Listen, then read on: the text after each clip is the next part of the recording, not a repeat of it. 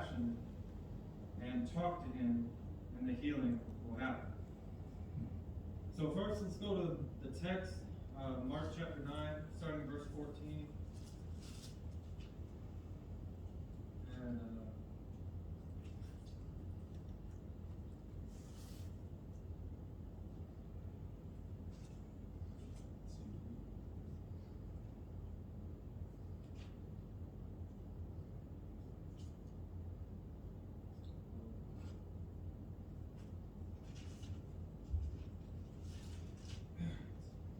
Mark chapter 9, beginning at verse 14, says, "And when they came to the disciples, they saw a great multitude about them, and scribes questioning with them. And straightway all the multitude, when they saw him, were greatly amazed, and running to him, saluted him. And he asked them, What question ye with them? And one of the multitude answered him, Teacher, I brought unto thee my son, who hath a dumb spirit. And wheresoever it taketh him, it dasheth him down. And he foameth and grindeth his teeth, and pineth away. And I spake to thy disciples that they should cast it out, and they were not able. And he answered them and said, O faithless generation, how long shall I be with you? How long shall I bear with you? Bring him unto me. And they brought him unto him. And when he saw him, straightway the spirit tear him grievously, and he fell on the ground and wallowed foaming. Now that word tear used there is convulsed. So the men began convulsing violently at this.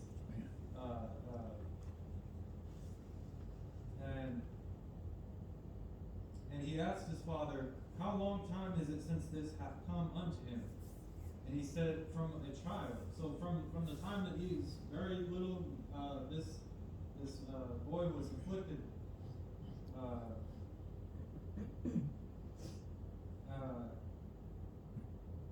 And oft times it hath cast him both into the fire and into the water to destroy him.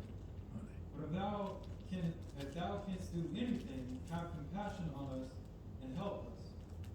And Jesus said unto him, If thou canst, all things are possible to him that believeth. Straightway the father of the child cried out and said, I believe. Help thou mine unbelief.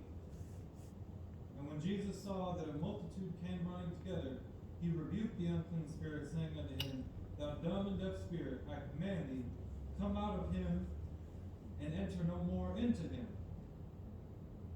And having cried out and torn him much, he came out, and the boy became as one dead, insomuch that the more part said, He is dead. So, as far as anybody could tell, the spirit came out of him, but the boy died.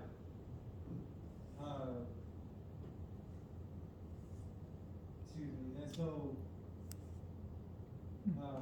verse 27, But Jesus took him by the hand and raised him up, and he arose.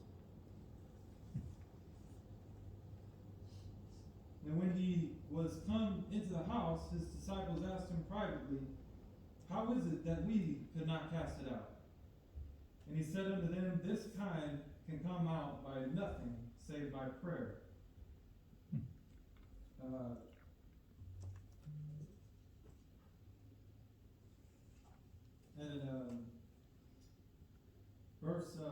Verse 29, many ancient authorities also read by prayer and fasting.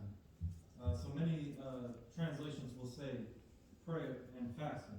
I mention that because it's going to become part of the lesson as we look at that. But the healing we seek and need is freely available. Excuse me. We must simply realize that in order to reach that place of healing, we first must cross a bridge. We got to cross that bridge to get there, and that bridge is built on faith. It's built on faith, belief, and trust. we must recognize that he is an able and willing healer, and ask ourselves whether we are willing to cross that bridge, and if not, what is stopping us? Now, this bridge analogy, I'm hoping will make more sense as we go. But I want us to take a step back, go back to the text for a moment. I want us to look at a different translation, just to clear some things up. You know, I know sometimes that Old English can be a little bit troublesome. I know it can be for me. Now, I want us to look at Young's literal translation. It says, "And he questioned his father, 'How long time is it since this came to him?' And he said, 'From childhood, and many times also it cast him into fire and into water, that it might destroy him.'" Now here's what I want us to notice. This is the phrasing here. "But if thou art able to do anything, help us, having compassion on us." And the reason why I wanted to look at this translation of this portion of the passage is simply for that change of wording, where in the King James or in the American Standard Version it would say, "But if thou canst." Personally, I think that word "thou canst" it can be confusing. Can he or can't he? Can't, it just doesn't make sense. No? So I like this phrasing here. "If thou art able to do anything, help us, having compassion on us." And again, when Christ responds to him, Christ is saying, "Well, if you are able to believe, then I am able." So I just like that difference there, because I think it makes things more clear for us. I also want us to look at verse 23, in that same translation. It says, "All things are possible to the one that is believing." I think that there's some emphasis there that is important for our understanding that all things are possible for the one that is believing. A lot of times people love that scriptures that tell us that all things are possible. Throughout the gospel, there's many references to that. But it is important for us to understand that all things are not going to be possible if you do not truly believe that they are. But before I get in stuck on that and fail to move on, let's start the introduction. The father in the story was willing to cross a bridge, not knowing what was on the other side. The father of the boy, on faith, trusted Jesus. He saw a bridge in the midst of his desolation.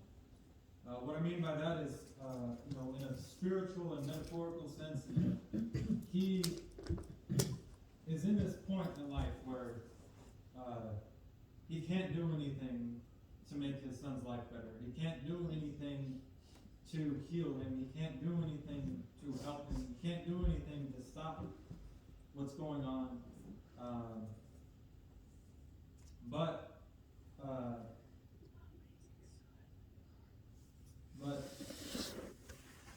in the midst of all of that hopelessness, in the midst of that feeling like there was nothing he could do, this bridge appears. Imagine, if you will, you're alone on a desert island, and there's fog all on all sides of the island. There's fog, and so you can't see anything but the island and yourself. But suddenly the sun comes out and the fog clears, and you see that this whole time that you thought you were alone on that island, there was a bridge, and all you had to do was look for it, cross it, and stay on the other side.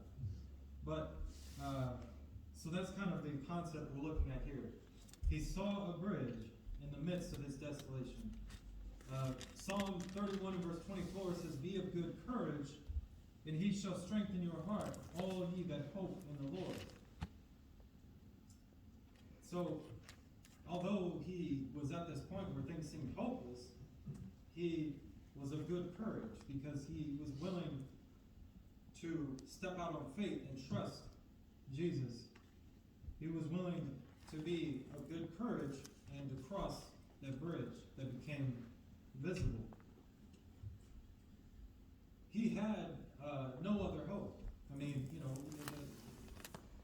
evident in the story, you've got this whole multitude of people. You've got scribes, disciples, you've got just general public all gathered together trying to figure out what they're going to do. I'm sure for years this neighborhood has probably thought, that poor Mr. So-and-so and his son, it's just a terrible thing.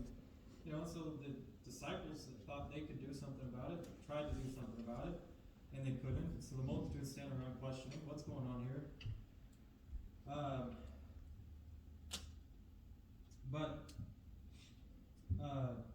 I want us to look at Romans chapter 12 and verse 12. Romans 12 and verse 12 says, rejoicing in hope, patient in tribulation, continuing instant in prayer. So although he had no other hope, he was patient in tribulation. So in those moments where we feel like we're alone, when we feel like we're struggling, when we feel like we need some healing but there's nowhere to turn, we need to understand that we need to be of good courage and we need to be patient in that tribulation, and we need to talk to God. For years this man probably sought help for his son and found none, constantly in fear for him, but on this day Jesus walked into his life. Hope walked in to his life. Out of compassion, he sought the compassion of others. Again, I want us to look at the original text, which says, but if thou art able to do anything, help us, having compassion on us. So out of compassion for his son, he's now seeking compassion from others, which is a completely normal and understandable course of action. And I want us to quickly reference here Exodus chapter 2 and verse 6. And when she had opened it, she saw the child, and behold, the babe wept, and she had compassion on him, and said, this is one of the Hebrews' children. You might ask, why am I referencing this? Well, I want us to look at this instinctual behavior. See, this story in Exodus is about the birth of Moses, and Pharaoh's daughter goes down to the water, and lo and behold, she finds Moses.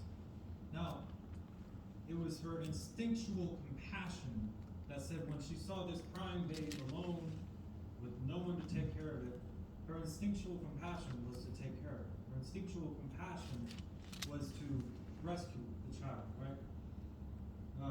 Her instinctual behavior. And this compassion that drove him to seek help for his son, and the compassion that drove the disciples to try to help, is that instinctual compassion. It's something that is a part of who we are as humans.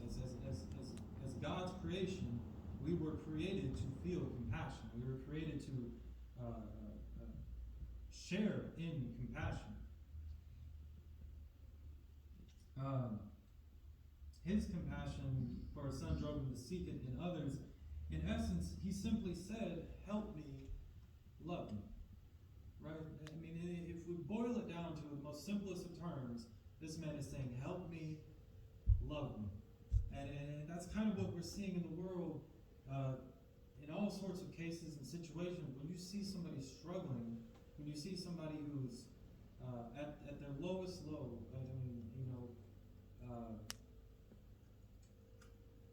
really what they're saying to the whole world is help me, love me.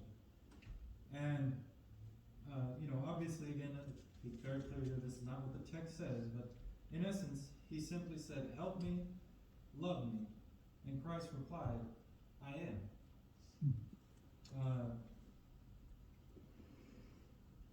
I want us to just think about that. Christ is compassion. Christ is hope. And compassion and hope, everything that this man needed, walked in and said, "Here I am."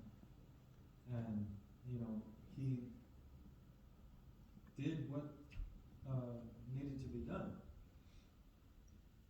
We, on the other hand, have a great blessing in the record of this story and stories like it, in that we know how the story ends. The father of this child is he's on the side of the story where he doesn't know how this ends. He doesn't know that Christ is a man of his word. He doesn't know that Christ is, in fact, the Son of God and can, in fact, heal the boy and pull the basically banish the demon from the boy's body, right? So he doesn't know what to expect, but on faith, he crosses that bridge. Out of trust and belief, he crosses that bridge. But we are blessed because we know how that story ends. We know how the other stories end. And we know, as according to 2 Peter chapter 1, and verse 19 says, "We have also a more sure word of prophecy, whereunto ye do well that ye take heed, as unto a light that shineth in a dark place, until the day is dawn, and the day star arise in your hearts." We have also a more sure word of prophecy. We know, based on the record, what we can expect from God. We know, based on the record, what we can expect from Christ. And we know that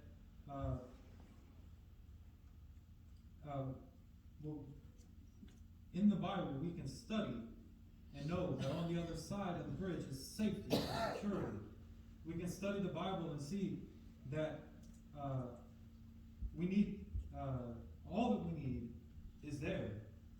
We can study the Bible and find that if we allow Christ to heal us, he will heal us, right? And now, before I get too much further into this, I don't want to have any of you thinking that I'm talking about in a physical sense. Now, I'm not talking about if I step off this stage and roll my ankle, that if I cry out Jesus' name 17 times, that my ankle will be healed. That's not what I'm saying. What I'm saying is that for our application, we're talking about spiritual health. We're talking about a health of the mind, health of the heart. So we must allow the healing to take place and then do all that we can to stay healthy. So first, I want us to look at not possess, but obsess.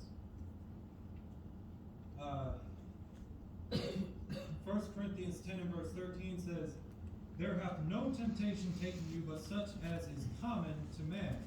But God is faithful, who will not suffer you to be tempted above that ye are able, but will with the temptation also make a way to escape, that ye may be able to bear it."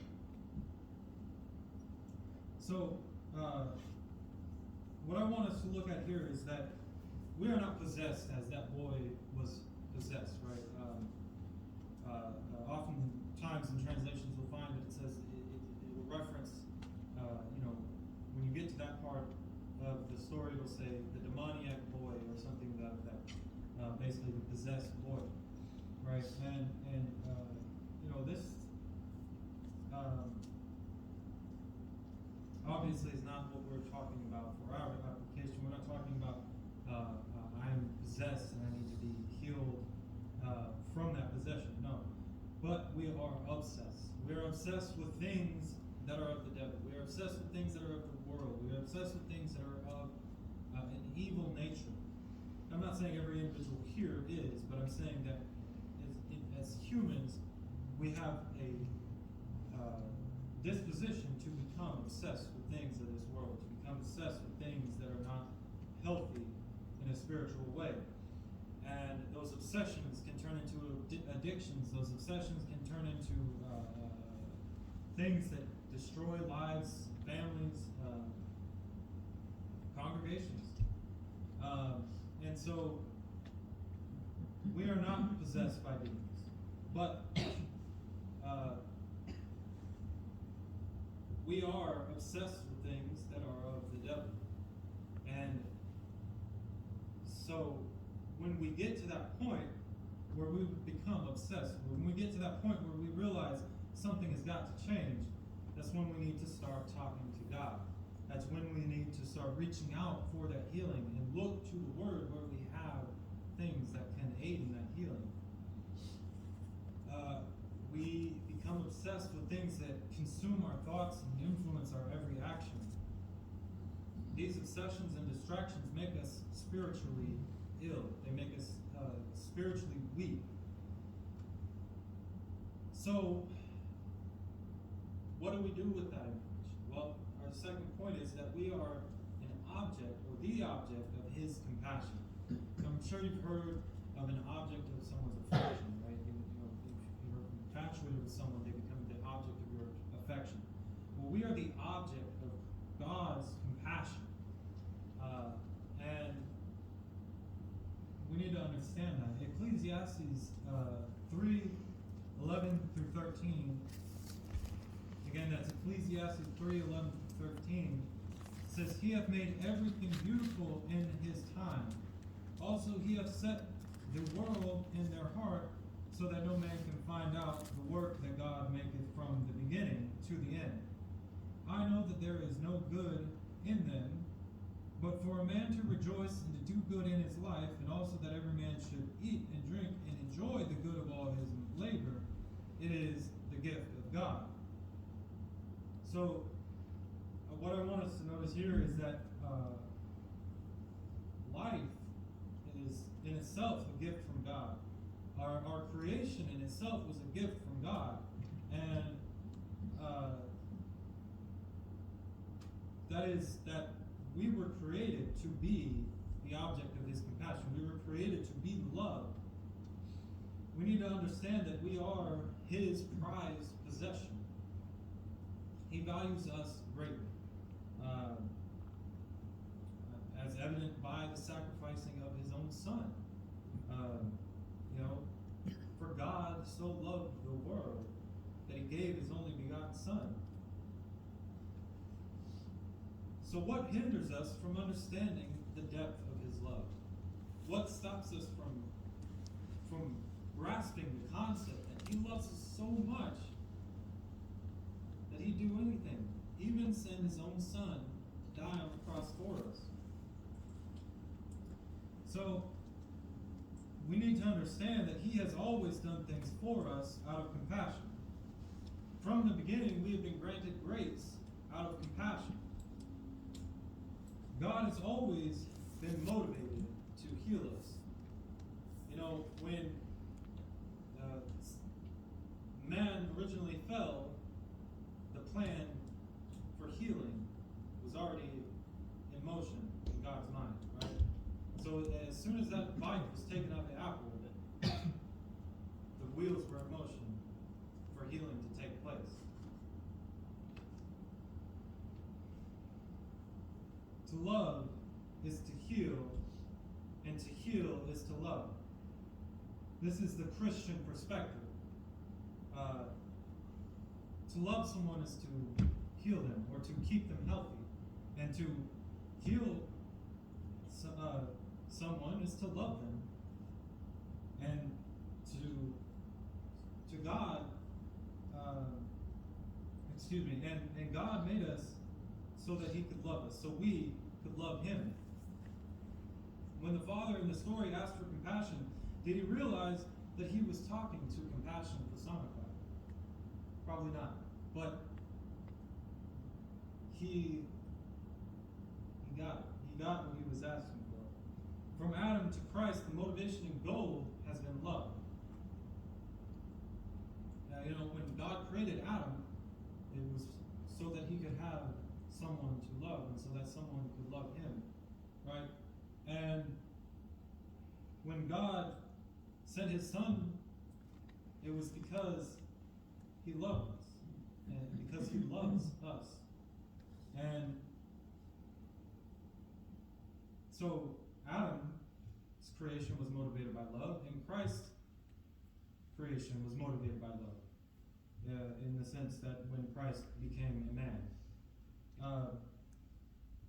So we can trust our Creator to nurture, heal, and comfort us.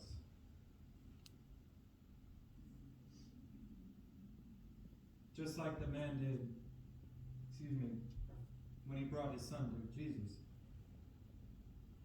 On faith, he crossed the bridge and trusted that the healing would take place, that his son would be okay.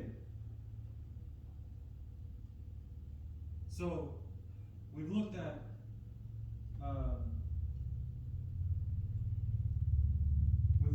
not being possessed, but being obsessed, and how that is problematic. We've looked at how we are the object of his compassion. Now I want us to look at the fact that we need to talk to him or pray, and the healing will happen.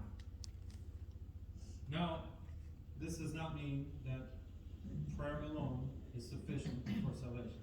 By no means is that what I'm saying. What I'm saying is that when one has been saved, we need to understand that when we start to struggle again, when we start to hurt, when we start to deal with issues that are becoming too much, we need to talk to them. And the healing will happen. Psalm 64 and verse 1 says, "Hear my voice, O God, in my prayer. Preserve my life from fear of the enemy." Sometimes it can be difficult to pray. Sometimes we don't know what to say. Sometimes we feel unworthy. Sometimes we feel like, who am I to talk to him after everything I've done? But when it gets difficult, when it gets hard, we don't know what to say, just say this. Say, "Dear God, preserve my life from fear of the enemy."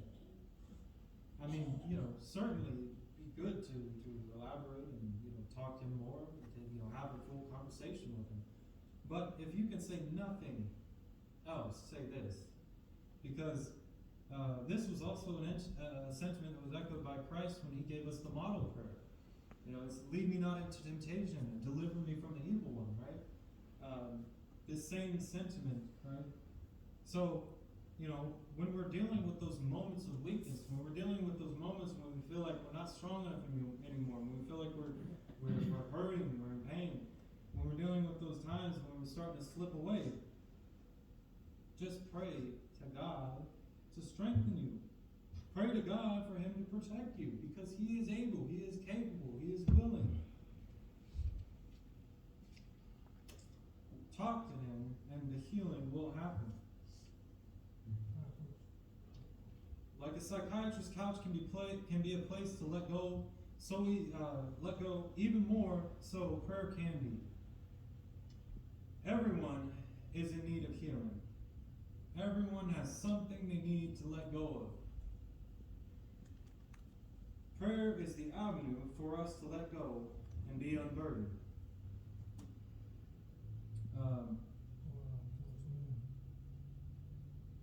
And after we let go, we move on. We don't forget. When you get out of that water and you come up a new man and you start to try to live a Christian faithful life and you grow closer to God, things will still be painful. You will still have the memories of your past life. You still have the memories of the things that you've done that you are not proud of. And things will be painful. But through him and with him, we can be free. Through him and with him, we can make it. We can get through it. We can be healthy, spiritually and physically. Because when we're spiritually healthy, we're going to be more physically healthy. But when we move on, we continue to grow with him. When we move on, like when we get out of that water, when we reset our life, when we get healthy again, don't just move on and forget about him and forget what he did for you. Move on with him. When we allow the healing we then must grow, right? When you break a bone and you go to the doctor and they put a cast on it, right? And you're a child.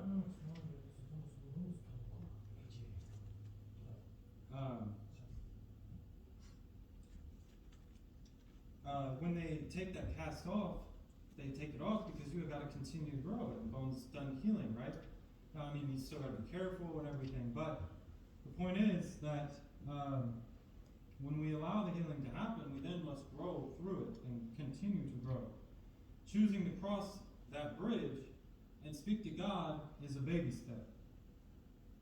But those baby steps are a lot easier to take when we allow Christ to hold our hand and guide us, like he held the hand of the boy in the story, right? Because in the story, after the boy is, for all intents and purposes, dead, Christ takes his hand and brings him back and says,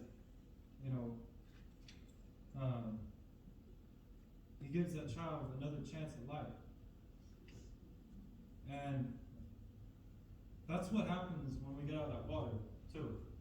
Right? Is when we get out of that water, Christ is there to take our hand and bring us up ready for another chance, ready for a new lease on life, ready to be healed, right? Because healing is a continuous process. It's not something that's just going to happen after you pray or after you get out of the water. It's not something that's just going to happen overnight. It's something that you have to work on. But again, like I said in the beginning, the healing is freely available. All we have to do is cross that bridge and hold that hand. Let us be willing to seek healing for ourselves. Let us be willing to help others find healing. And be willing to cross the bridge because Christ is on the other side. The great I Am is ready, willing, and able to heal. We must be willing to obey. We must be willing to believe and be willing to pray.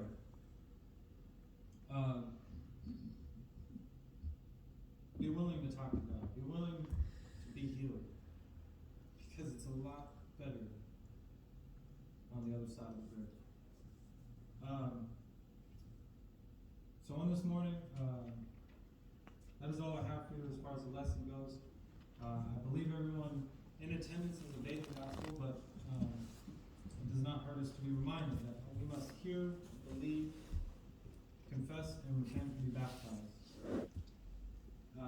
These steps were laid out in the gospel so that we could understand the steps necessary to be in a right relationship with God. And when we get out of that water, it is not simply enough to get out and be done. We must get out and march as Christian soldiers. We must get out and be the worker for the Lord, right? So, if you are a member of the body and you've been struggling lately, if you are not and you would like to come forward at this is the time to do it.